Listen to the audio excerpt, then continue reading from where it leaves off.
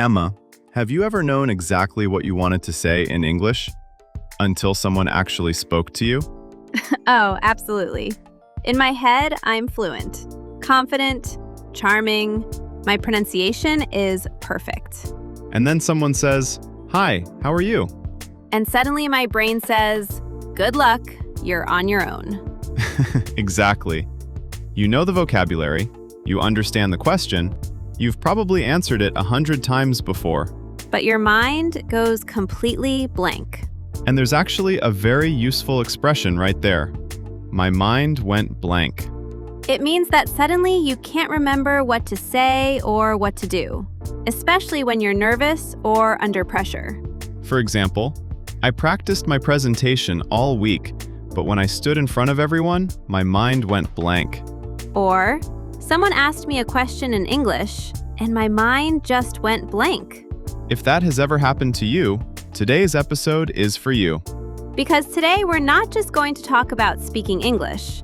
We're actually going to practice it, So if you're somewhere you can speak out loud, please do. even if you're alone. Especially if you're alone. Nobody can judge you. Your dog might. Your dog doesn't speak English either. You're fine. Fair point. And if your English is around B1 or B2 level, this episode should be especially useful for you. We're going to practice real situations, useful expressions, and something I think is extremely important. How to keep a conversation moving, even when you don't know exactly what to say. Because here's the big mistake many English learners make. They think they need a perfect sentence before they start speaking. And while they're building that perfect sentence, The other person is just standing there waiting, and waiting. and now you're getting more nervous, So you're trying even harder to make the sentence perfect. which makes you even slower. And eventually, Freeze. exactly. So let's destroy one idea right now. That sounds dramatic. It is. Your goal in a real conversation is not to speak perfect English. Your goal is to communicate. That's it. And those are very different goals. Imagine someone asks you, "What did you do this weekend?" Easy question. But maybe you're thinking, okay, past tense. I need to use the past tense. Is it went or gone? Should I say on Saturday or at Saturday? Wait, what's the word for? Stop. Exactly. Just begin with something simple. It was pretty quiet, actually. Great. I stayed home most of the weekend. Perfectly natural. I went out with some friends. That's enough to start. You can add details afterward. You don't need to construct the entire answer in your head before opening your mouth. That's our first strategy. Start simple. And let's practice it right now. I'm going to ask you a question. Answer out loud. 1 or 2 sentences is enough. What did you do last weekend? Go ahead, answer. Don't try to impress us. Alex, I'm serious. Simple English. you could say, I stayed home and watched a movie. Or, I went out with my family. Or, I worked most of the weekend, so I didn't do much. If you answered, congratulations. You just practiced speaking instead of thinking about speaking. That's a very important difference. Now, let's make it slightly harder. Someone asks you a question and you need time to think. This is where learners often panic. Because silence feels uncomfortable. But native speakers need thinking time too. Of course. We don't always answer immediately. We use little expressions to buy ourselves time.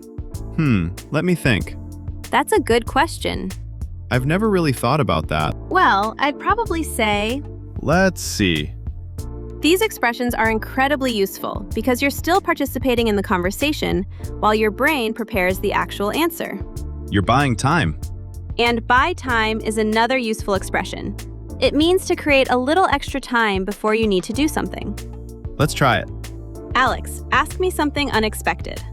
If you could live anywhere in the world for 1 year, where would you live? That's a good question. Let me think. I'd probably choose Italy. See what Emma did? I didn't answer immediately. But there wasn't an awkward silence. I gave myself a few seconds with, "That's a good question," and "Let me think." And those seconds matter. Especially when you're speaking a second language. Your turn. We're going to ask you the same question. If you could live anywhere in the world for 1 year, where would you live? Start with one of our thinking expressions. Let me think. That's a good question. And then answer. Remember, simple is fine. Now here's another situation that makes people freeze. Oh, I know this one. You don't know a word. Yes. You're telling a story and suddenly there's one important word you don't know in English. And your entire conversation stops because of one word. Let's demonstrate. Okay. Tell me what you did yesterday. Yesterday I went to the... Oh, What? I don't know the word. Conversation over. Goodbye. No, that's exactly what we're trying not to do. So what do you do? Describe the word. This skill is incredibly powerful. Let's say I don't know the English word pharmacy. Okay? I could say, I went to the place where you buy medicine. And I'd probably say, oh, the pharmacy? Exactly. Now I learned the word and the conversation never stopped. Another example. You don't know umbrella. It's the thing you use when it's raining. Umbrella. You don't know receipt. The little paper they give you after you pay. Receipt. You don't know charger. The thing I use to give my phone power. Not elegant, but completely understandable. And that's the point. Communication over perfection. There's a useful question you can use too. What's the word for? What's the word for the thing you use when it's raining? Or, I don't know what it's called in English, but it's something you use to... That sentence can rescue you in hundreds of conversations. Let's practice. Imagine you forget the word refrigerator. Don't say refrigerator. Describe it. You might say, it's the thing in the kitchen that keeps food cold. Perfect. Now imagine you forget the word stairs. Maybe. They're the steps you use to go from one floor to another. Exactly. You don't need perfect vocabulary to be a good communicator. In fact, learning to explain words you don't know can make you a much more confident speaker. Because now, forgetting one word isn't an emergency. It's just a small problem you know how to solve. And that changes everything. Okay, next problem. Someone speaks too fast. Ah, yes, the classic. You've been studying English for years. You watch videos. You understand your teacher. Then you meet someone who speaks naturally, and suddenly it sounds like one enormous word. Exactly. What do many learners do? Smile. Nod. Pretend they understood. Dangerous strategy. Very dangerous. Because then the person asks, so, what do you think? And you have absolutely no idea what you're supposed to think about. We've all been there. So instead, ask for clarification. And there are several natural ways to do that. Sorry, could you say that again? Sorry, I didn't catch that. Could you speak a little more slowly? What do you mean by that? Or, if you understood most of it but missed one part, Did you say Thursday or Tuesday? that's much better than pretending. And notice something important. None of those sentences says, "My English is terrible." Yes. You don't need to apologize for your entire English ability every time you miss one sentence. Native speakers mishear each other too. All the time. Sorry, what was that? I didn't catch the last part. Completely normal conversation. Let's do a little role play. I'll speak to you as if we're coworkers. Okay. Hey Emma, just so you know, they moved tomorrow's meeting from the conference room to the office upstairs next to the marketing department. Sorry, I didn't catch the last part. Where's the meeting? Upstairs, next to the marketing department. Got it. Thanks. That's it. No panic. No pretending. No 10-minute apology about my English. Just clarification. Now let's talk about something that I think causes even more freezing. What? Starting conversations. Yes. Answering a question is one thing. Walking up to someone and starting the conversation yourself feels completely different. especially in another language. Because you're thinking, what should I say? What if they don't understand me? What if I make a mistake? What if this becomes awkward? Here's the secret. It's probably going to be a little awkward sometimes. That's your secret? Yes, because that's normal. Actually, that's fair. Conversations in your native language can be awkward too. Definitely. So don't interpret every awkward moment as evidence that your English is bad. Sometimes two humans simply don't know what to say next. Exactly. So how can we start?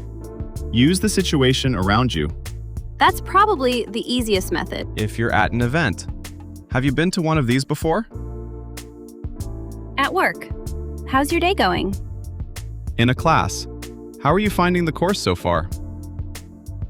Waiting somewhere. It's really busy today, isn't it?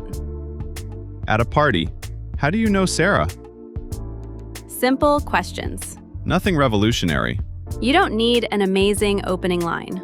You're starting a conversation, not giving a TED Talk. Thank goodness. But here's where the real skill begins. Follow-up questions. Exactly. Follow-up questions are questions based on what the other person just told you. And they make conversations much easier because you don't have to constantly invent new topics. Let's demonstrate. Emma, what did you do this weekend? I went hiking with some friends. Nice. Where did you go? We went to a trail about an hour outside the city. Was it difficult? Not really. It took about 2 hours, but the view was beautiful. Do you go hiking often? Maybe once or twice a month. See? Alex didn't need 4 different conversation topics. I just listened to your answer and asked about something you said. Where did you go? Was it difficult? Do you go often? That's how natural conversations grow. And this can reduce anxiety because you're not thinking, what topic do I choose next? You're listening for something interesting in the other person's answer. Let's practice with you.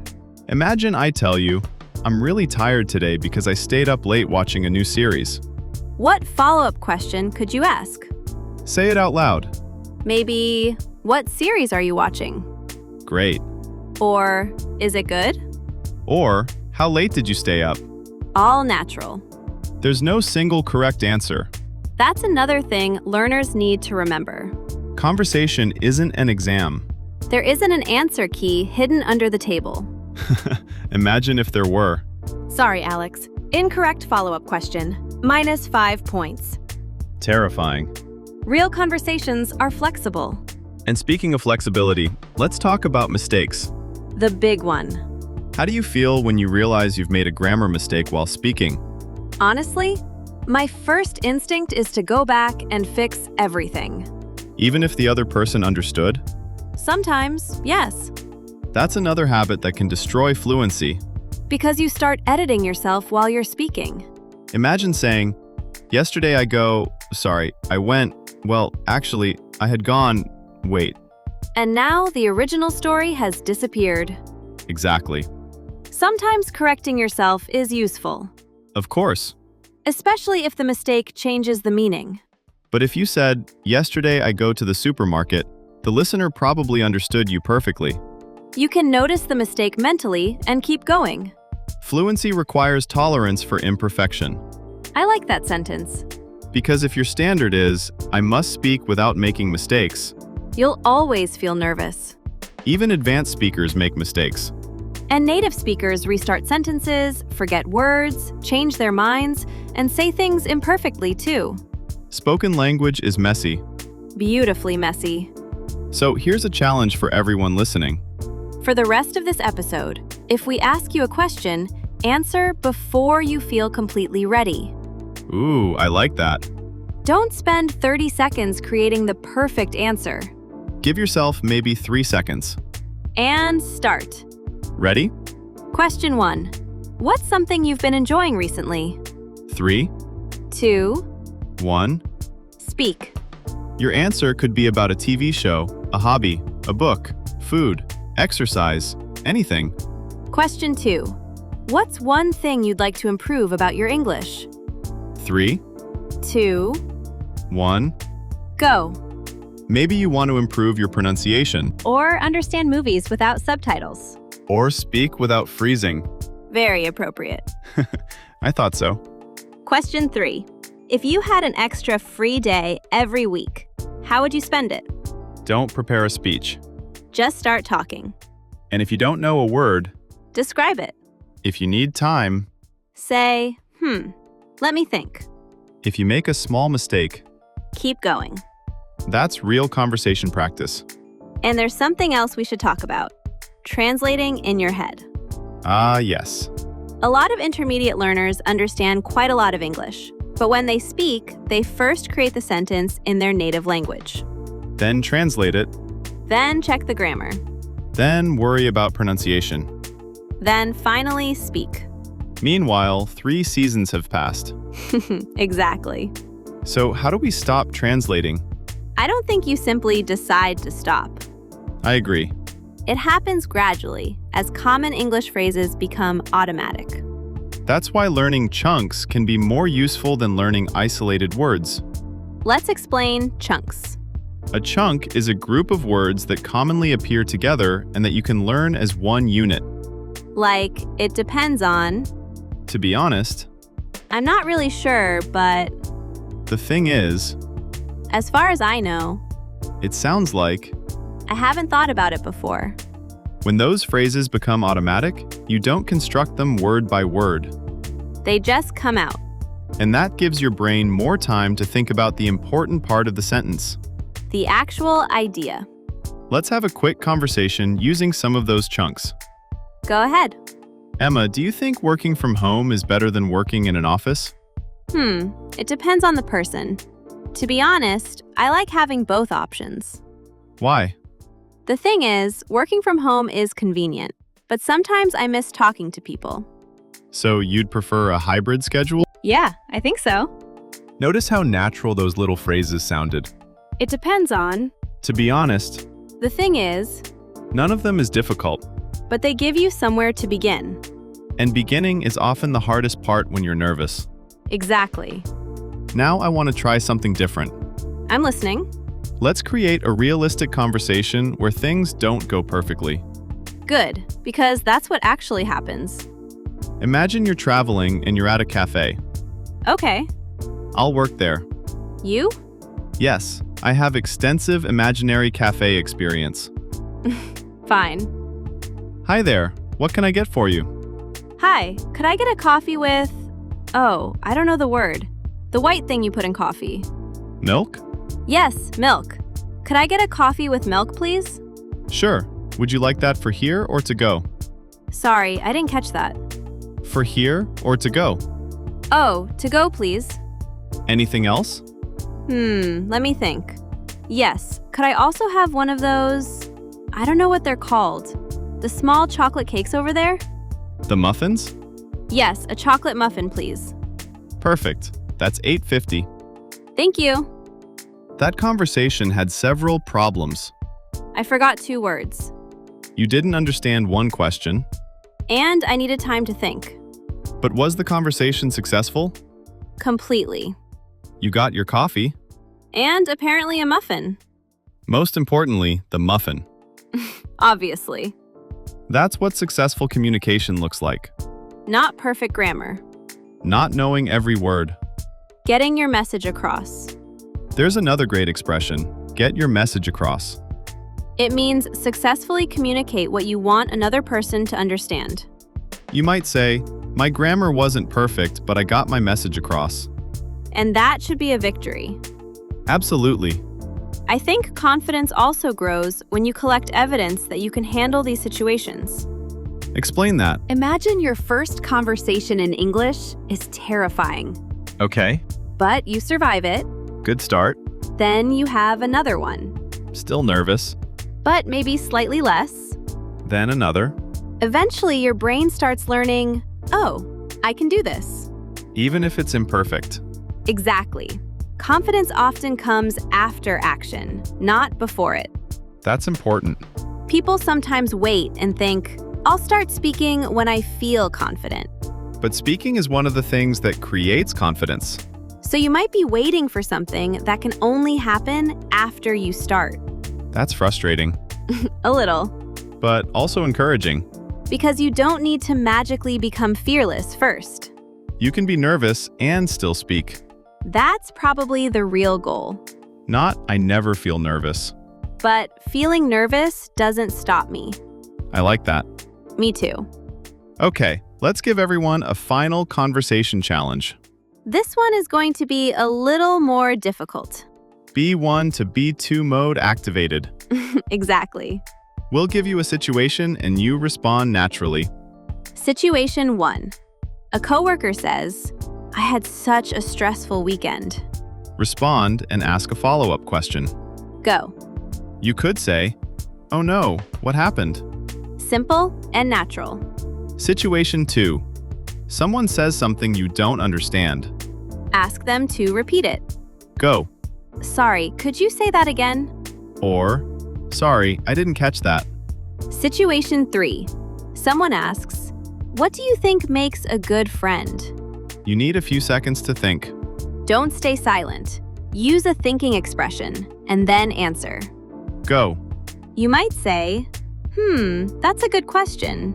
I'd probably say honesty and being supportive. Great. Situation 4.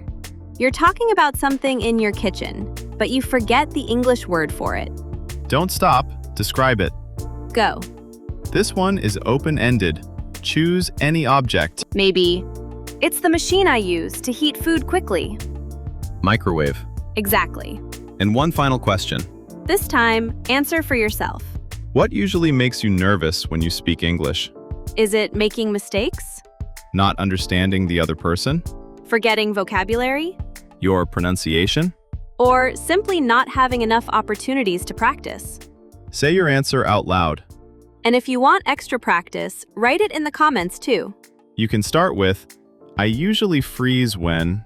For example, I usually freeze when someone speaks English to me unexpectedly. Or, I get nervous because I'm afraid of making mistakes. We'll understand you. And more importantly, you're using English to communicate something real. Before we finish, let's review the tools you now have. Number 1. Start with a simple sentence. Don't build an entire paragraph in your head before speaking. Number 2. Use expressions to buy time. Let me think. That's a good question. I'd probably say, Number 3. If you don't know a word, describe it. I don't know what it's called, but it's the thing you use to... Number 4. Ask for clarification. Sorry, I didn't catch that. Could you say that again? Number 5. Ask follow-up questions. Listen to what the other person says and build your next question from their answer. Number 6. Stop treating every mistake like an emergency. If your meaning is clear, keep going. Number 7. Learn useful chunks instead of trying to construct every sentence word by word. To be honest, It depends on... the thing is, I'm not really sure, but... and finally, Speak before you feel completely ready. that's probably the hardest one, And maybe the most important. because every conversation you have gives you something another grammar exercise can't. Experience. Experience dealing with accents. Experience forgetting words. Experience recovering from mistakes. Experience realizing that you can communicate even when your English isn't perfect. And eventually, the moment someone asks you a question in English, Your brain stops screaming. that's the dream. Maybe it still whispers. Careful, past tense. Exactly. But you speak anyway. And that's progress. If you practice with us today, don't let this be the only English you speak this week. Even 5 minutes of speaking practice can help. Talk to yourself while you're cooking. Describe your day. Answer questions from podcasts like this one. Practice a conversation before you need to have it. And when you get a real opportunity to speak English, Don't wait for the perfect sentence.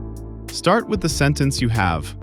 If you enjoyed practicing with us, subscribe to Real English Conversations. And leave us a comment answering today's question. I usually freeze when... Complete that sentence in English. Your answer doesn't need to be perfect. That's kind of the whole point of today's episode. Exactly. Thanks for practicing with us. Keep listening. Keep speaking, Keep making mistakes. and keep going anyway. We'll see you in the next episode. Bye, everyone.